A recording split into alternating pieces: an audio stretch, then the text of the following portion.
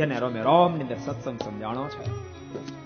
અનુપજી મહારાજા કઈ બોલી નહીં શીખ્યા, પર રાજકુમાર ઉભી થઈ કે પિતાજી આપે વચન આપ્યું છે એ માગશો આપીશ, માટે હવે આપનાથી બીજું બોલાય નહીં.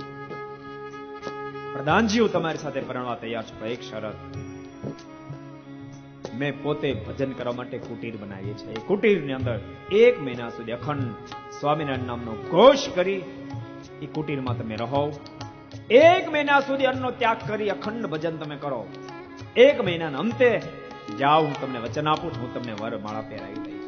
અને ભક્તો સંપ્રદાયનો ઇતિહાસ છે તેવો પ્રધાનજી કુટીરમાં નિવાસ કરીને 1 મહિના સુધી અખંડ સ્વામિનારાયણ સ્વામિનારાયણ સ્વામિનારાયણ નાથ. 1 મહિનાને અંતે રાજકુમારી 16 શણગાર સજી પ્રધાનજીની પાસે ગઈ છે. કુટીરનો દરવાજો ખોલ્યો, પિતાજીની સાથે અંદર કુટીરમાં પ્રવેશ કર્યો. પ્રધાનજીની આંખ બંધ છે, પદ્માસન વાળેલું છે. સ્વામિનારાયણ સ્વામિનારાયણ સ્વામિનારાયણ સ્વામિનારાયણ નામનો ઘોષ નીકળી રહ્યો છે. રાજકુમારીએ જઈને કહ્યું છે, પ્રધાનજી જાગો, તે દિવાળીમાં આવી ગઈ છું.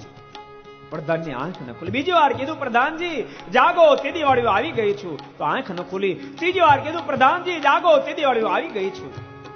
અને એ જ વખતે પ્રધાનજીની આંખ ખુલી, સામે રાજકુમારી વીતી.